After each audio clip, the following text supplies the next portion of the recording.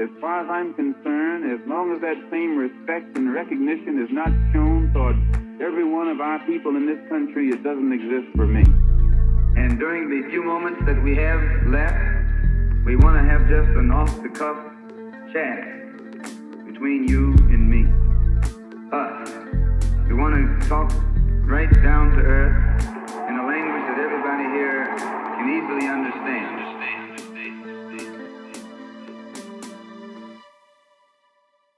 There's no doubt that right now the world is seeing what many are calling a reckoning on race.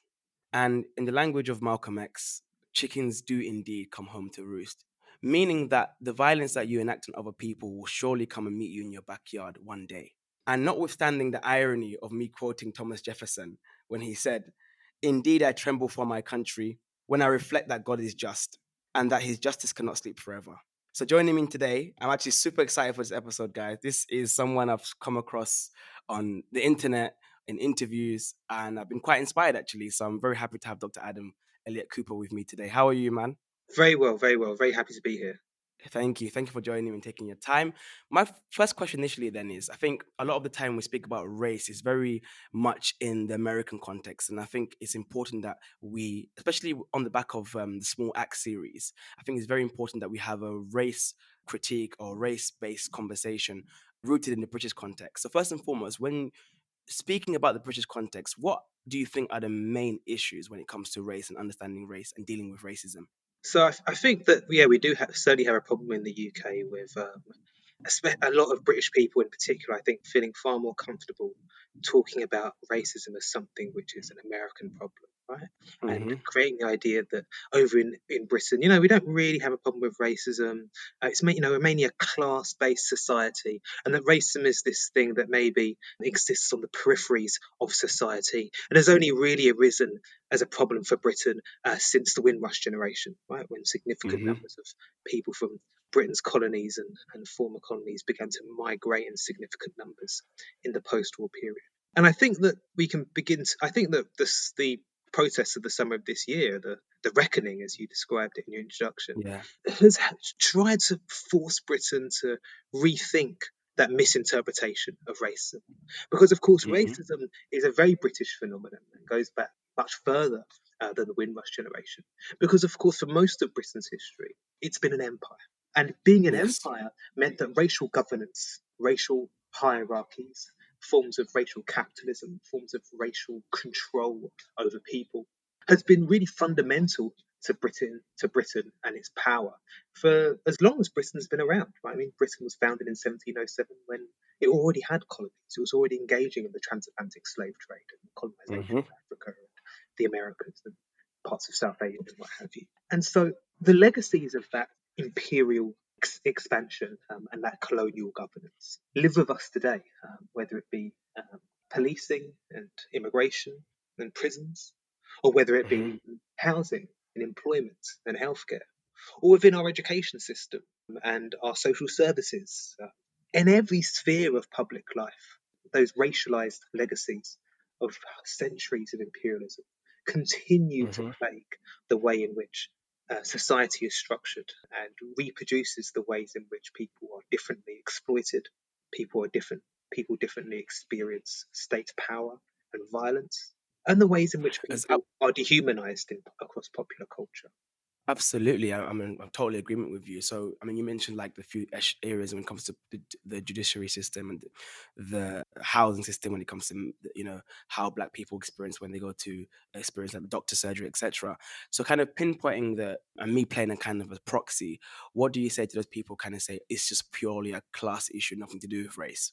I guess there's two things to think about here. The first thing that we should probably say to that is that we have to look at the fact that the class system in Britain is racialized, right? Mm-hmm. It's not a coincidence that there are no middle class Black areas in Britain, Mm-hmm. and that the working class is a multicultural working class. And we can Yes. see the ways in which, therefore, racism plays really fundamental roles in exploiting people differently based on how they're categorized racially. But I Yes. think the other important thing is that this is global as well, right? And the Yep. global racialized hierarchies, which see parts of the global South, Africa, South Asia, Latin America, etc., lower down the global order of power and resources and what have you, is reflected in the kind of domestic order. Hmm. And I think the other thing I'll say, maybe if this was an argument being made by a leftist, is that Yeah. capitalism has never existed without racism. I mean, depending on how Hmm. you interpret it. I mean, people like Cedric Robinson, who wrote Yes. Black Marxism, argues that forms of racial hierarchy existed before capitalism, and capitalism therefore and utilized racism in order to reproduce its power. Right? It was able to, rather than Marx, who said that capitalism makes us more similar by making people workers in the same kinds of factories doing the same kinds of jobs. What Cedric Robinson argued is that capitalism actually seeks to make us different and differentiate between different types of workers who are racialized differently, who are maybe gendered differently, who have different immigration status, all Mm. of these types of things. And capitalism needs to differentiate and categorize different workers differently in order to differently exploit them in different circumstances and in different types of ways in order to reproduce its power. And so, in order for us to Yeah. understand capitalism, we have to understand race. Absolutely, and I feel like I've always said to a lot of my lot of leftist friends that yes, I think Marx's critique definitely does allow for the introduction of race in his critique. I think it didn't go far enough, and I feel that's when leaning on the Black Marx tradition becomes so kind of important for us and imperative for us in our kind of critique of society and arrangement of the societies. And kind of shifting gears, then, when speaking of the government and the kind of the MPs in which we have in the Tory front bench, and then they speak of, well, BLM is a Marxist movement. The term Marxist has become a trigger word, hasn't it? BLM is a Marxist movement, and critical race theory teaches white privilege as an uncontested fact. And you hear the railing against all these things. Does this come as a surprise to you?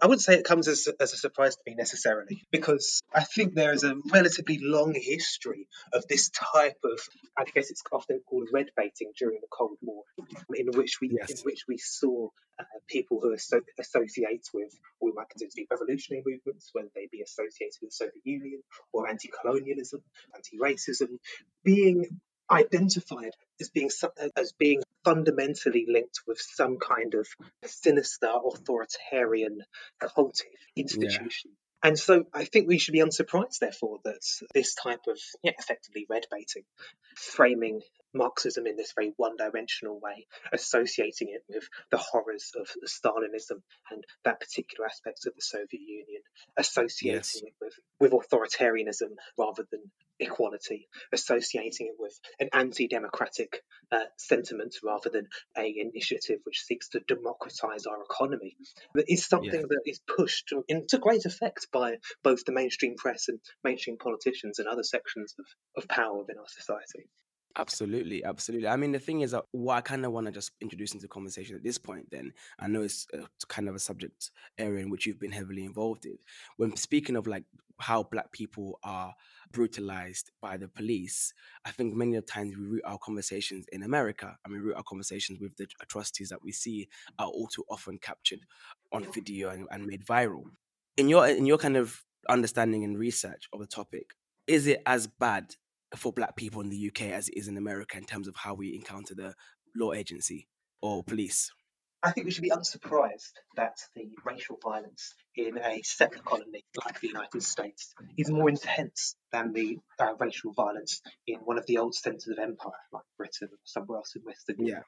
But I think what we should really ask ourselves is how useful is that question? How helpful is that question? Would it have been helpful in the period of Mm, chattel slavery to identify the fact that slavery is far more violent and destructive in Brazil or Jamaica than it is in Texas or New Orleans? Would that have been a helpful question to ask? I don't know if it really would necessarily. I don't think that abolition should have been prioritized in Brazil or Jamaica simply because the mortality rate was so much higher and the brutality absolutely. was so much more acute.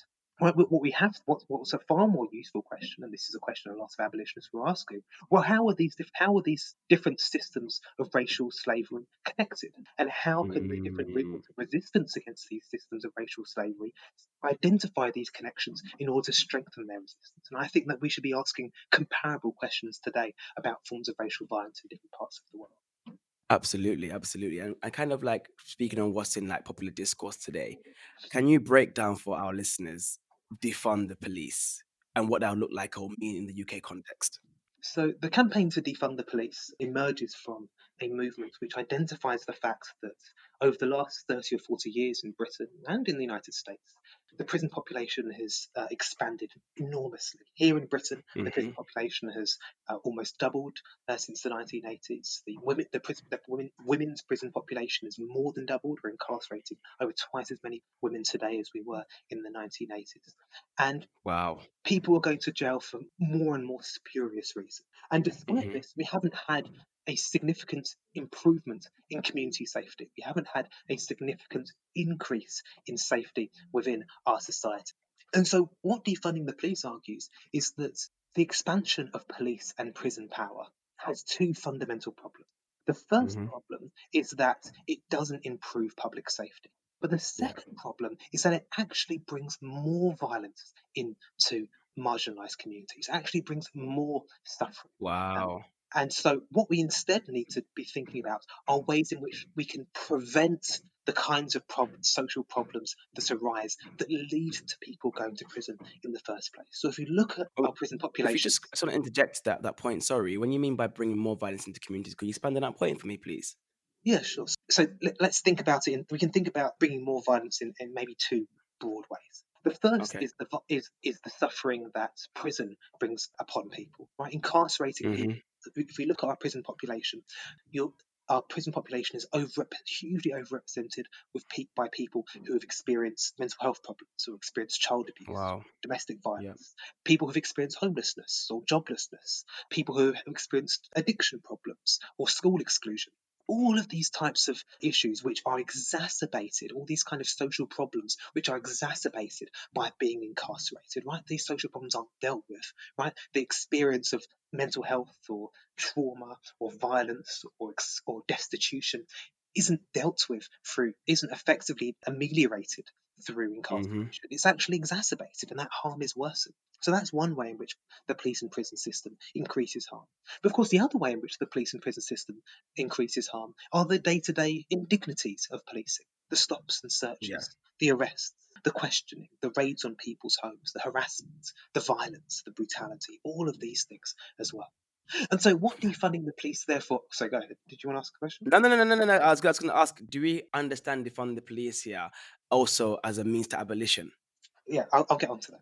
So, what defunding the police therefore argues is that if we make the social investments within our society that enable people to access secure housing and gainful employment, reduce school Yeah. exclusion, and not fail our young people within the school system, provide addiction services and services for people who have experienced child abuse or domestic violence, improve our youth services for our most vulnerable young people, all of these types of social investments, then we can help to prevent the social conditions which lead to people coming into contact with the police in the first place. And this is what we call an Mm. abolitionist reform. So, an abolitionist reform is a reform which brings us closer to a vision of a world in which police and prisons are obsolete. And the reason it's called an abolitionist reform is because we are eroding society's reliance on police and prisons to solve social problems and empowering communities and our social services to ameliorate and prevent those social problems from arising in the first place. Thank you so much for that beautiful explanation. I mean, often said publicly on this platform previously that for the last 30 years in the UK, we look at policing budgets have increased. We look at bobbies on the beat have increased. Police actual amount of police on in the force have increased, and crime has not been reduced. It's consistently risen for the last 30 years. So naturally, the approach we're taking isn't working just by numbers that we have. So I think it's time that we get serious about talking about defunding and abolition and kind of a reimagination of how we ensure public safety. And kind of shifting gears then, talking about the British context again, we see that there are many. I want to tackle two things. First, being the phenomenon of the people of color acting as gatekeepers or the black Tory phenomenon or the black person of color phenomenon, and also the kind of people we get nowadays. People come on Good Morning Britain as talking heads, and they're touted as black people are not a monolith, and we don't all think the same. I'm just a free black person, and normally this person is kind of speaks to white supremacy sentiment or far right sentiments. So I kind of want to kind of dissect both of those phenomenons, if you wouldn't mind. Okay, I think we have to remember, and I think it's really important for us to remember, that this phenomenon of black people being put up as spokespeople or as put into positions of power that reproduce racism, that reproduce Yeah, racial hierarchy within our society, is not a new phenomenon. absolutely. One of the most maybe clear ways in which this has been analysed was through the work of a political theorist called Frantz Fanon, who wrote a book called The Yes. Direction of the Earth in the early 1960s. And what he says in The Direction of the Earth is Fanon is looking at post-colonial countries in decolonizing Africa, right? Africa is Hmm. decolonizing, going through the process of decolonizing during this period. And what he identifies is that during the period of decolonization, Britain is doing a diversity drive. France is doing a Hmm. diversity drive. Portugal is doing a diversity drive. What they're doing is they're training and educating civil servants. They're training judges, lawyers, politicians, police officers, teachers to reproduce the same kind of economic and political and social systems that existed during formalized colonialism. And what Fanon says, and I'm kind of paraphrasing here, is that he calls them this new bourgeoisie believes what they read in European textbooks until they become not the mirror image of the European bourgeoisie, but their caricature. And so I think we should be unsurprised, therefore, that this quite similar process, where people who have been educated in the British education system, trained at British universities, come to come to internalize the assumptions of the British state, come to internalize the Mm, assumptions of racial hierarchy in our racialized system, and therefore reproduce them. And these are as effective to British power as they were during the period of colonization. Today, where we see, as you mentioned, black and Asian politicians or journalists or commentators, yeah. what have you, So would you say it's articulating very deliberate then? classifications. Would you say it's very deliberate? I think that on the one hand, it's clearly deliberate. That I don't think it's a coincidence that a black politician, a conservative politician, will be chosen to defend the Windrush scandal, as has been the case Yep. recently. But of course, this is a system which reproduces itself. And so, if we Mm, already have a system, an education system and a work and a political sector and industry, which values, which rewards ideas and thinking and work, which reproduces racial hierarchy, then we should be yeah. unsurprised, I think, therefore, that it isn't simply white people who are rewarded for reproducing racial hierarchy. Absolutely, absolutely. And kind of shifting gears again, then. Sorry, I know I'm covering so much. 'Cause I'm really, really, really excited to have you. Thank you so much once again. The term BAME. So in kind of popular, Twitter discussions, there's a whole debate on whether we need to drop the BAME label and stop using it. And some black people, sorry, are saying that the BAME label actually does more harm than good for black causes.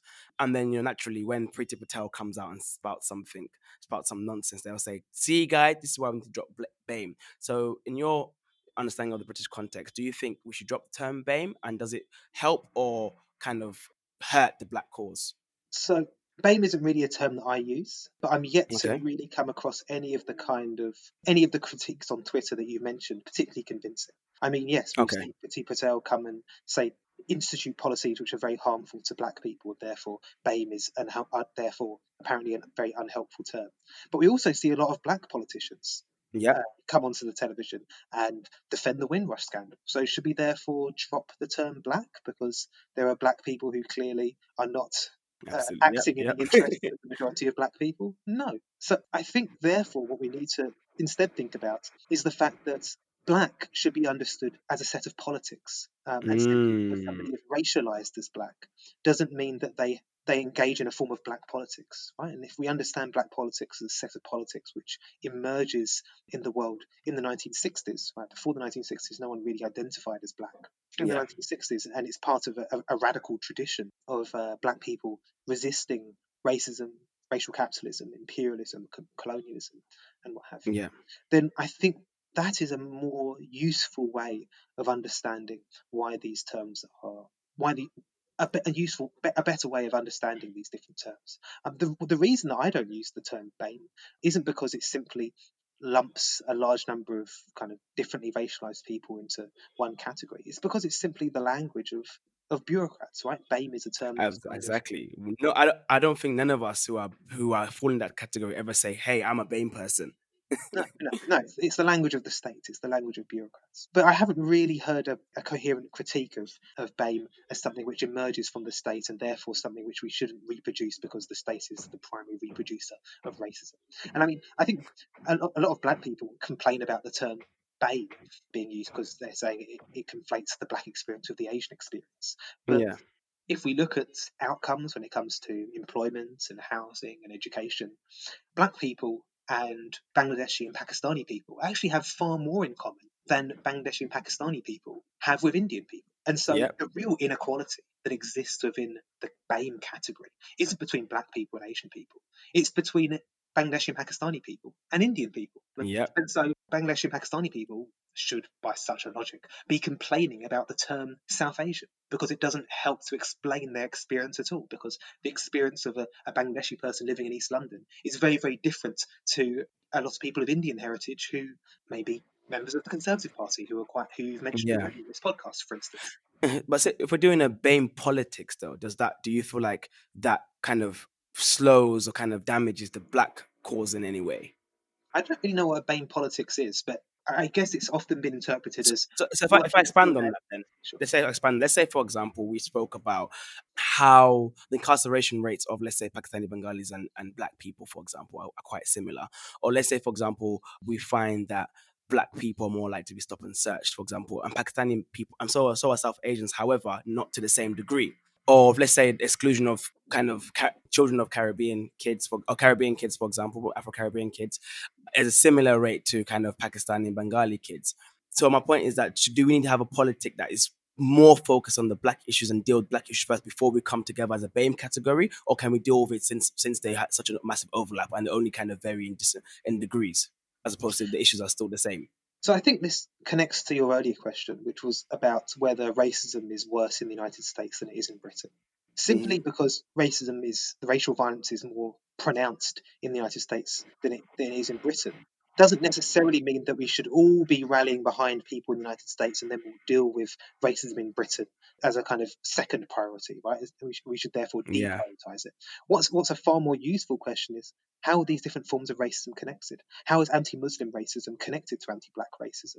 And how is Mm, racism towards South Asian people connected to racism towards people of African heritage, right? How are these different yeah. things, forms of racism connected? And once we identify the ways in which these different forms of racism are connected, I think we'll be in a far better way to address both of them.